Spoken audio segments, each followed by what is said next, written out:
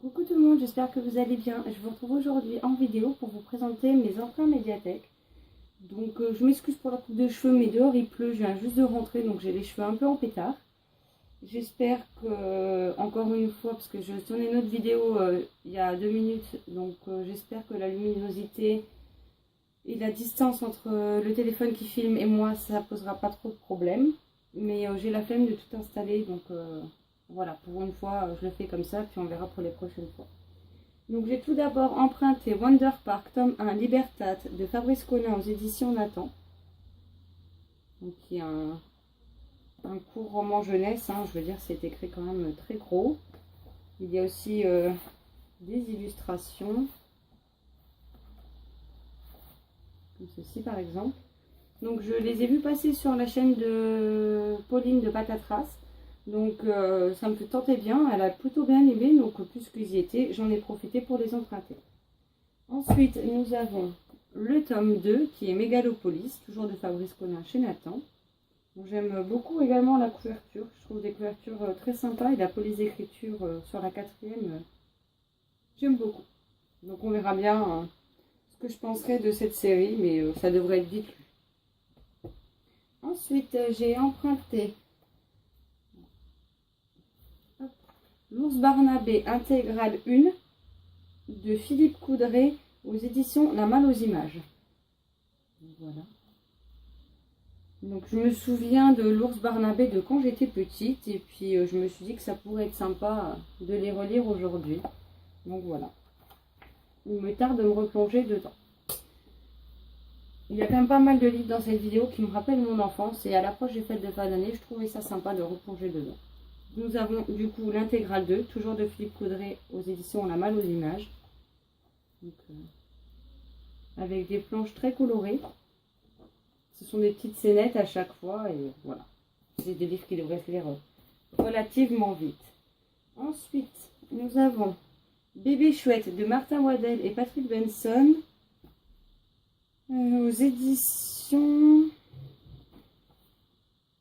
Kaléidoscope. J'avoue que pour celui-ci, c'est le dessin des chouettes qui m'a énormément plu. Et voilà comment ça se présente à l'intérieur. Donc vu qu'il s'agit d'emprunts médiathèque et que ce sera des livres très vite lus, je vous ferai un point lecture spécial sur ces emprunts.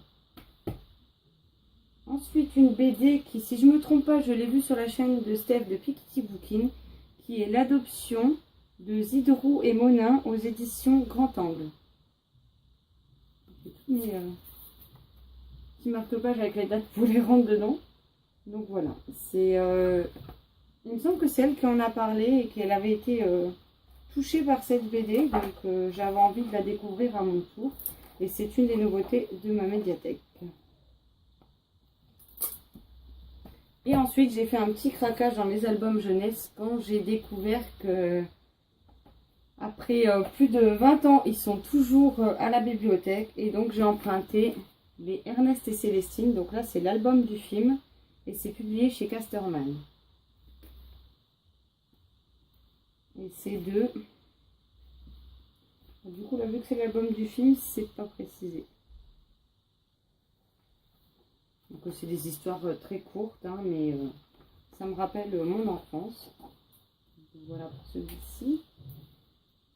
Après, nous avons Ernest et Célestine vont pique-niquer de Gabriel Vincent. Donc aux éditions... Les albums Casterman, toujours. Donc c'est surtout ceux-là que... Donc, je me souviens des dessins qui m'ont tenu compagnie pendant mon enfance. Tous les ans, je les empruntais au moins 1 ou 2 fois dans l'année à la bibliothèque. Et donc, c'est avec plaisir que je les ai repris cette année. Même si je me souviens des dessins, mais plus des histoires. Mais là, nous avons Ernest et Célestine, pardon, chez le photographe. Toujours de Gabriel Vincent chez Casterman. J'aime beaucoup le style de dessin qu'il y a dans ces albums.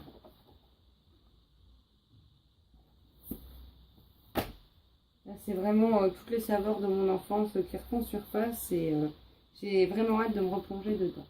Donc, nous avons Ernest et Célestine, musiciens des rues. Donc l'auteur et la maison d'édition restent inchangés. Hein. Et voilà. Et le dernier, qui est Ernest et Célestine ont perdu Siméon.